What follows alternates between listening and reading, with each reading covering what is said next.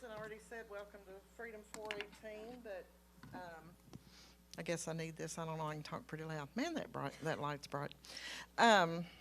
We are so glad that each and every one of you is here, and we just hope that, thank you, that you will receive something that will help you in your journey. I'm so proud to call this my church home, and my church family, very near and dear to me, and my physical family is here tonight to kind of support me, I guess. So I'm so glad that they're here. Again, my name's Pat McKinney. It's a blessing to be here to be a part of this ministry. It's something that has been dear to my heart for some time. And when Steve came up to me one Sunday after church and said, we're praying about starting a recovery program. And I could have physically I couldn't have, but I felt like I could have jumped 6 foot high. It's something that I really, really wanted to be a part of. And a lot of stories that you'll hear here or places like this will be of childhoods that people endured. And mine is very, I guess, atypical because I had what I considered to be a near perfect childhood. I grew up on a farm with two parents, my grandparents, my aunt and uncle, my uncle that we just lost this week, and my cousin. I didn't have brothers and sisters, and she didn't, so we were just best friends growing up. My mom and dad both worked. They worked as a couple, and I'm sure they had disagreements. I never heard them say an ill word to each other, neither one. My mom went in the hospital when I was 11 years old, and she was there for 2 years at the TB hospital in Madisonville. She passed away when I was 13. So I still had my daddy. I was always a daddy's girl, and he always worked, taught me to work hard. That's one thing that my daddy, he was still my daddy. My daddy taught me to work. It didn't matter if you were making $1 an hour or you were making $50 an hour. You worked. That was just the way he was. Eventually I married and had 3 kids. Got Katie and Tyler and Sarah. And then unexpectedly, my husband passed away at age 33 of a massive heart attack. I had my 3 kids were 10, 5, and 2.5. I then pretty much worked 7 days a week, worked 2 jobs, 7 days a week for them, because I wanted them to have what they needed. So I just worked. And, of course, that was in 1991. So fast forwarding to 2011, I guess to 2000, I married a man from up around Bowling Green. He is a very good man.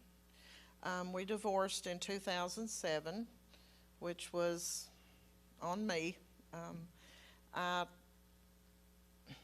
I guess I was selfish and just didn't really understand, how things should have been, because he's a godly man. And, I believe that God put us together to stay together, and I'm the one that messed that up. But anyway, when I moved to Morgantown in 2000, I got a job. Just a few days after we moved there, I moved there at a pharmacy. that was from here to the Life Center from where I lived. Um, Worked there for 11 years. And the people I worked for, you could not find any better people to work for. They were, um, they would never let me say that I worked for them. They would say, no, you work with us. And in the spring of 2011, I had already divorced and still lived there. Just actually, when I moved from my husband's house, I actually moved closer to the pharmacy in an apartment, so I could never call in to work. You know, if it was snowing, the pharmacist and myself were there because I couldn't say I can't get there. So, but anyway, that April of 2011, my youngest grandson was born on April 1st. And 21 days later, we learned that, as a lot of you here know, Dalton, my grandson Dalton, was diagnosed with cancer. And I'll never forget the day that I was at work, and I answered the phone, and Katie said, "We've got to be at Vanderbilt in the morning. Dalton has cancer." And it was like I was sitting there, and the whole room was spinning, and I couldn't breathe. Somebody came up and took the phone out of my hand, and, it was just such, we had never been through anything like that. So I had taken all of my sick leave. I had taken all of my vacation time because Katie had a newborn that was 3 weeks old. Olivia was about 3, and a sick 5-year-old, and then 3 older ones, which, the 3 older ones were like, oh, they can come stay with us, but nobody else was going to take care of Jax, and nobody was going to take care of Olivia. So I tried to stay home and take care of them, and because they would go to Vanderbilt and sometimes have to spend 7-10 days at a time. So during this time, there was a girl, and I'm going to call her Mary. That's not her name. Call her Mary. She had been friends for quite a while, and at that time I had no idea that anybody had a drug or alcohol problem. I did not know. I had never dealt with it. And my view on an alcoholic or a drug addict was, get up in the morning, just don't do it. I mean, it's that simple. Just say, I'm not going to drink in the morning, But she was living in a rehab in Bowling Green, which was about 25 miles away. And she knew me well enough to know how to get to me. She had her 2 little girls with her. And it was, Granny Pat, I don't have money to buy them food. I don't have money for this. So there was many times that she would come over and I would give her money out of my pocket to buy food, diapers, Now, I doubt that's what she was buying. But during that, like I said, I had used all of my sick time, vacation time.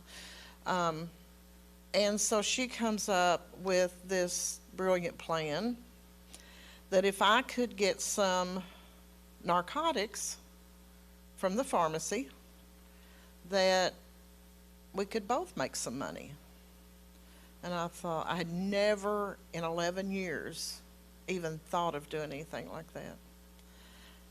And I thought, well, I'll just do it a time or two, Well, a time or two turned into about 3 months doing it. But, I I've never had an addiction. I've never drank. But looking back, I guess I got an addiction to that money coming in, and it was paying bills. It was, you know, able to give them money to go to Vanderbilt. It was, you know, so I guess I was addicted to that. But this went on, and this girl was really, really, had a really bad problem. And I didn't know it. I did not realize it. And some other things happened with her. And when the DEA was watching her, and eventually on August 31st of 2011, I was sitting at my desk working in the pharmacy, and this guy comes up and says, "Are you Patricia McKinney?" And I said, "Yeah," because I mean, I was, always just really busy. And he said, "Well, my name is so and so, and I need you to come with me." And I thought, I was just still, what's going on? So when we got out to the car, to their car, and he confronted me, this is, he told me her name, and this is where we have reported that the drugs are coming from. And of course, it was like, if you cooperate with us, we'll make it really easy on you. And I was 51 years old at the time. Most I'd ever had was a speeding ticket. That was it. And so they, I didn't deny anything, went right along with them. They said, "Well, we need to go to your house and search." And I was like, come on. And Sarah was at work at the doctor's office, and I called her, and she met me out there, and they went through my house, and of course there was nothing there, and so we went through that. And of course they eventually appointed me a public defender. This went on, it was like, you go to court, and then they put it off till next month, and then you go to court, and they put it off till next month. But during this time, I've got to bring somebody else into this. I was with a man named Robert, and when I told him, I thought, well, he'll either just dump me, or that's really what I expected him to do. I'm not going to put up. This is not something I'm willing to put up with. But instead, he said, "We'll get through this." And he did. He stuck with me every minute of the way. While I was gone away, he bought Christmas presents for my grandkids and put them from me. He bought birthday presents and put them from me. So he did. He stuck with me through all of it. And somebody had been to court with me every time I went, except this one day. I went to court in August of 2012 in Bowling Green, and because she was taking the drugs and selling them in Bowling Green, and I lived in Butler County. So they actually charged me with organized crime because of her going to Bowling Green. But anyway, when I went to court that day, he said, "I'll take off work and go with you." And I was like, "Nah, that's okay. All they do is say, well, come back next month, come back next month." Well, that day, I went before the judge, and they put handcuffs on me and took me to the back. I didn't know what to do. I still had my cell phone with me, and I called Katie, and I told her, I said, "They have kept me." And I didn't know what to do. But anyway, they took me to Warren County Jail. Anything bad you've ever heard about Warren County Jail is 100% the truth. considered I'd never even seen the inside of a jail. And I stayed there for about 10 days. And this whole time, my court-appointed attorney said, oh, with your record, you don't have a record, you might spend 10 days in jail or 30 days in jail, and that'll be it. You'll get off on shock probation. And so I stayed there for 10 days. They came in at 4:30 one morning and said, pack up, you're going to Pee Wee Valley, which is where the Kentucky Correctional Institute for Women. So I was transferred up there, and that was the best thing that I could ever, or at the time especially, liken it to was when Jonah was in the belly of the whale. That's about the only thing I could think. I mean, I wouldn't even compare it to being in a den of lions. It was like being in that belly of the whale. I was there for 4 months, and it was 60 days before I could even have any of my family to come see me. I had never been away from my kids. I had never been away from my grandkids. I'd never been away from my family. As far as that matter, finally, I think it was like Thanksgiving or something. They came to see me, and took them over 4 hours to get there. They could stay at 2 hours. I mean, it was a horrible experience. But during this time, my dad had hired a lawyer from Paducah, and he was going to, you can file for shock probation at 30, 60, 90, and 180 days after your conviction. And he filed, and the day that I went, I don't remember if it was the 30-day or the 60-day, they took me to Butler County to go to court. And my kids saw me in an orange jumpsuit with chains around my waist, my feet handcuffed together, and my hands cuffed to the chain around my waist. And the correctional officer that took me, they came out because I couldn't talk to them while I was in the courtroom or anything. And when she took me out, of course they were out there, and she said, "I'm going to turn around for just a minute, and you all, I'm not going to see what you do." And she let them hug me, and let me hug them. And she said I could get fired for this. But it felt so good to touch each one of them for just that short time. And then, of course, they, took me back up there.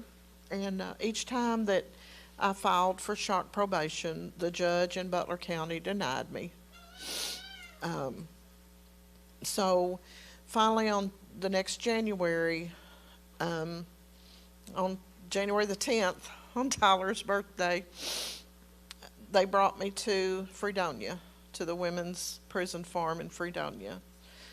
That was a big help because at least my family could come see me every weekend, which meant a lot. But even when I was down there, I still cried every single morning when I got up.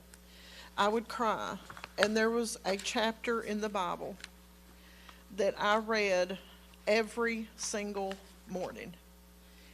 And I was going to read part of it, but it's just 16 verses, so I'm going to read the whole thing. But this is what got me through a year at Fredonia. And it's Psalm 91.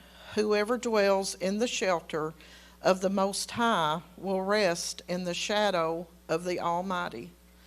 I will say of the Lord, He is my refuge and my fortress, my God, in whom I trust.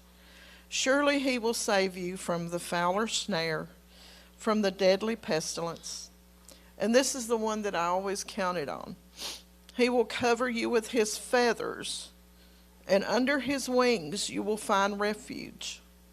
His faithfulness will be your shield and rampart.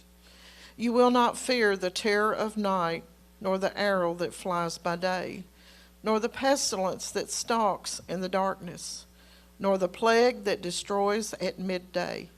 1,000 may fall at your side, 10,000 at your right hand, but it will not come near you. You will only observe with your eyes and see the punishment of the wicked.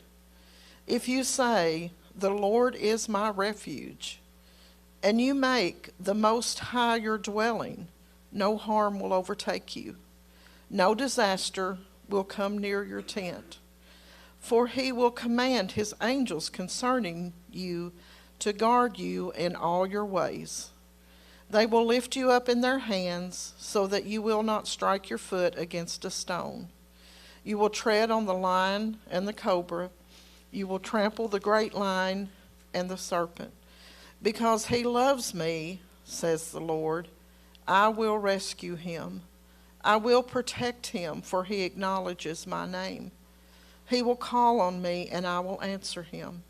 I will be with him in trouble. I will deliver him and honor him. With long life I will satisfy him and show him my salvation.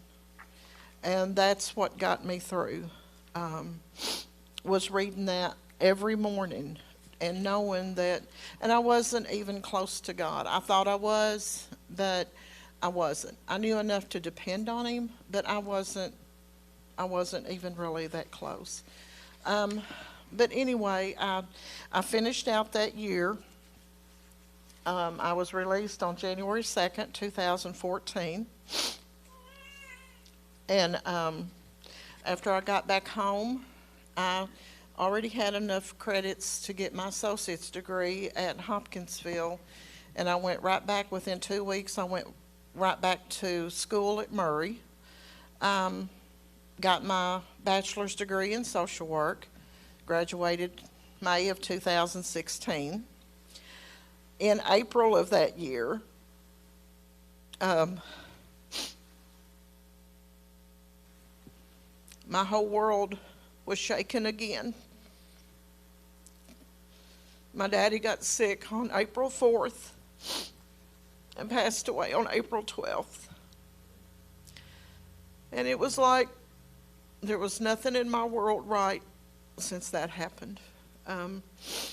I was 54, 55 at that time, but he was still my daddy. I was still a daddy's girl. I talked to him every single night of the world. So that was really hard. But still, Robert was right there with me, right there supporting me. I knew when I graduated from Murray that I would have a hard time finding a job. I knew that, but I didn't know it would be impossible. I would go for interviews, and they would say, "Oh, we would like to have you, we could use you." And then 2 weeks later, I get a call, "Well, we can't hire you because you have a felony." So that summer, I went through a really dark, deep, dark place. I cried constantly. It was, and Robert was, he would say, "You don't have to get a job." And I'm like, "I've worked hard. I want a job." And I'm sure Pastor Troy remembers, I'm sure anybody that was here when I first started, every time I came to church, "Please pray for me a job. Please pray for me a job." But anyway, I began working at a church up there, just some part-time work, and but Bobby, my brother-in-law, and he had invited Sarah out here to church. And I finally came one Sunday from Hopkinsville. And the first time I came, I thought, how can you not go back? I mean, you come once, how can you not come back? So, I started coming regular. And Robert, he always said he was agnostic. I don't really understand what that means, but anyway, he made the comment because it was his car, his gas, and everything, and he was like, I don't care if you're going to church, but I don't want it changing the way we live. So then I was at that point, well, I really like doing this, but I really want to go to church, and, so I eventually prayed through it, and I knew what I had to do for myself and it's really, really hard to leave somebody that treats you so good and has been so good to you. It's so hard to leave them. But with God's help, I did. And I'll never forget that Easter of 2017, Pastor Troy's sermon was, why do you seek the living among the dead? And I knew right then that I was living in a grave. I knew I was living in the land of the dead. And that was Easter Sunday. That Wednesday night, I had Sarah and Katie to come get me from Hopkinsville. And, then he would be like, oh, come back and I'll do this and I'll do that. But anyway, long story short, I didn't. I stayed in Princeton. Was still working in Hopkinsville, this little job, and Sarah had a car. I didn't. She was working at Rulers. I was working in Hopkinsville. We would try to, well, I'll drive to Hopkinsville and I'll be back in time to pick you up from Rulers and all this, And I was still, of course, still coming and to church. And eventually I got a job in the church as the secretary.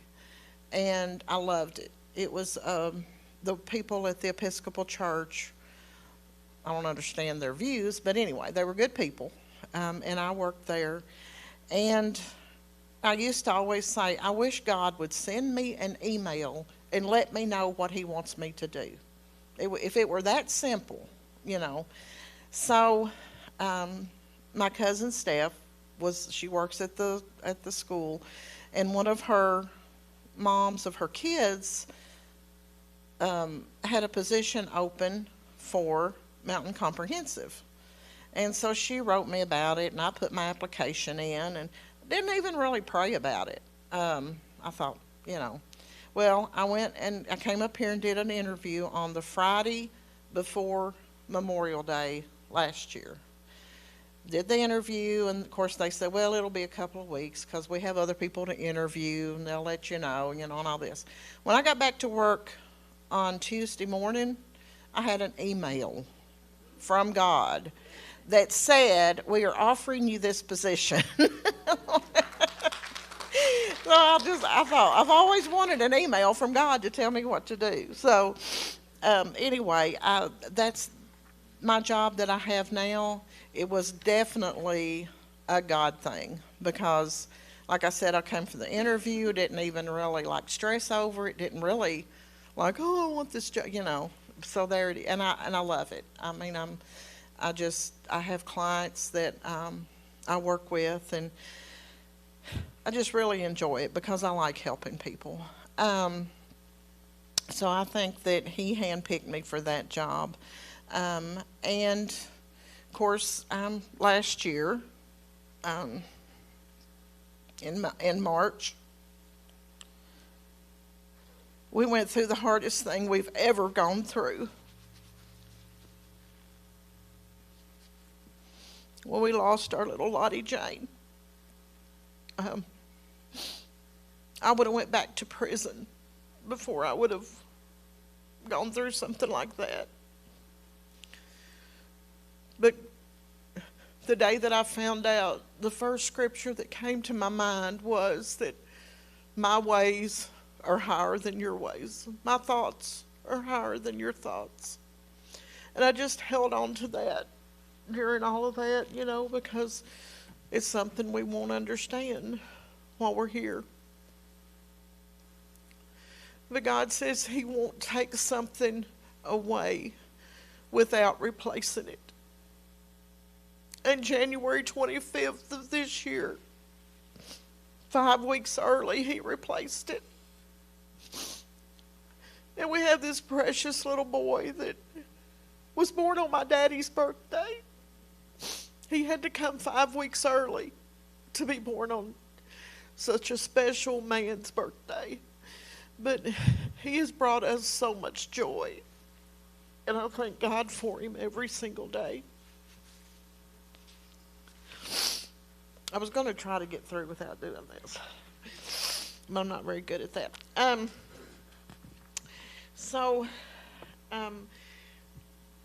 Like I said, I'm just so thrilled to be part of this ministry. It's something that that's been my heart for a while.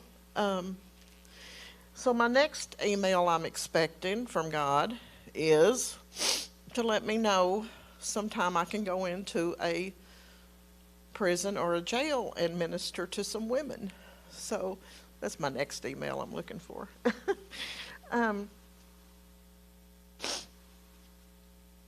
But anyway, I'm just, I have the best family, the best support, every single one of them. And this church has I love the people here. Every person means so much. And Susan is going to come and sing a song that she sang a few weeks ago that I had never heard. And it's by Zach Williams. And the name of the song is To the Table. And that next week I had Tyler get on Amazon and order it for me. And it's actually a live, Zach Williams recorded it live at a prison in Nashville.